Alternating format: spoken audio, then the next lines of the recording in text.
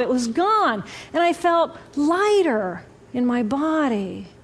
And imagine all of the relationships in the external world and any stressors related to any of those, they were gone. And I felt this sense of peacefulness. And imagine what it would feel like to lose 37 years of emotional baggage. Oh, I felt euphoria. Euphoria. It was beautiful there. And then again, my left hemisphere comes online and it says, hey, you've got to pay attention. We've got to get help. And I'm thinking, I got to get help. I got to focus. So I get out of the shower and I'm mechanically dressed and I'm walking around my apartment and I'm thinking, I got to get to work. I got to get to work.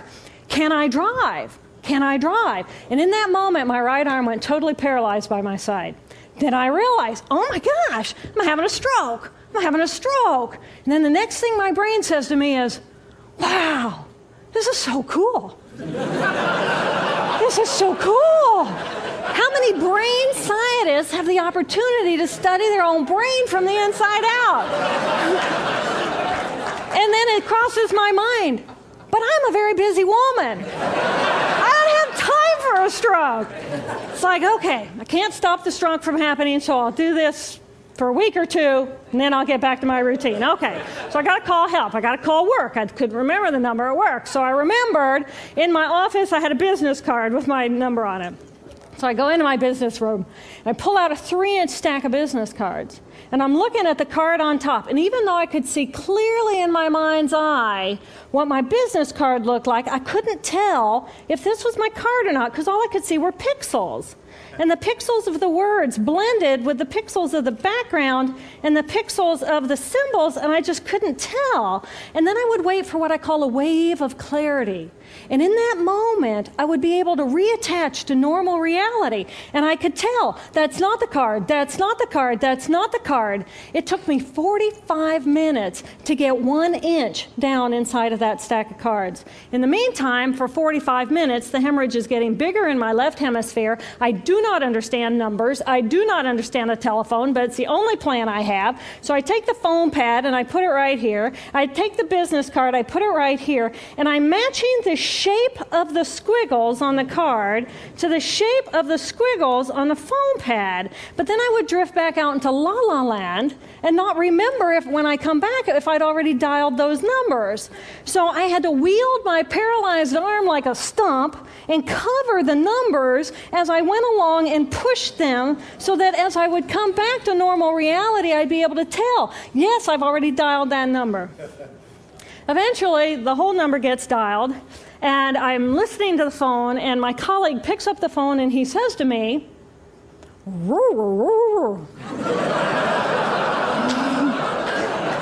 I think to myself, oh my gosh, he sounds like a golden retriever. And so I say to him, clear in my mind, I say to him, this is Jill, I need help. And what comes out of my voice is, and I think, oh my gosh, I sound like a golden retriever. So I didn't know that I couldn't speak or understand language until I tried. So he recognizes that I need help, and he gets me help. And a little while later, I'm riding in an ambulance from one hospital across Boston to Mass General Hospital. And I curl up into a little fetal ball. And just like a balloon, with the last bit of air just right out of the balloon, I just felt my energy lift and I felt my spirit surrender. And in that moment, I knew that I was no longer the choreographer of my life. And either the doctors rescue my body and give me a second chance at life, or this was perhaps my moment of transition. When I woke later that afternoon, I was shocked to discover that I was still alive. When I felt my spirit surrender, I said goodbye to my life, and my mind was now suspended between two very opposite planes of reality. Stimulation coming in through my sensory systems felt like pure pain. Light burned my brain like wildfire, and sounds were so loud and chaotic that I could not pick a voice out from the background noise, and I just wanted to escape. Because I could not identify the position of my body in space, I felt enormous and expansive, like a genie just liberated from her bottle. And my spirit soared free like a great whale gliding through a sea of silent euphoria. Nirvana. I found nirvana. And I remember thinking there's no way I would ever be able to squeeze the enormousness of myself back inside this tiny little body. But then I realized, but I'm still alive. I'm still alive, and I have found nirvana. And if I have found nirvana and I'm still alive, then everyone who is alive can find nirvana. And I pictured a world filled with beautiful, peaceful, compassionate, loving people who knew that they could come to this space at any time and that they could purposely choose to step to the right of their left hemispheres and find this peace. And then I realized what a tremendous gift this experience could be. What a stroke of insight this could be to how we live our lives. And it motivated me to recover.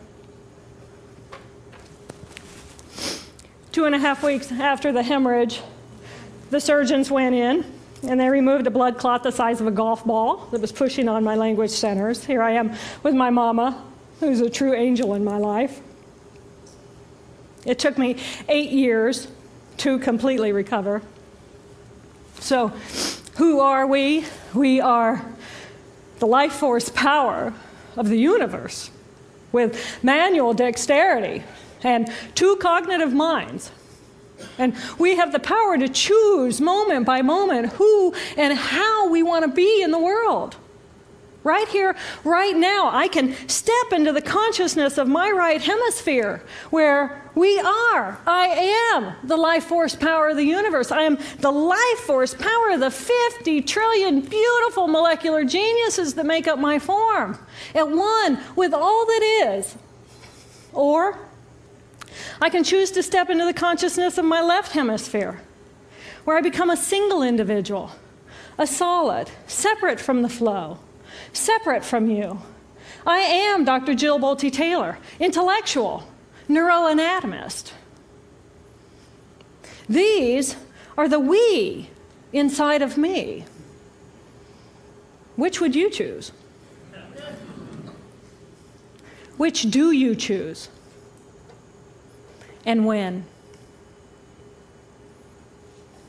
I believe that the more time we spend choosing to run the deep inner peace circuitry of our right hemispheres, the more peace we will project into the world, and the more peaceful our planet will be.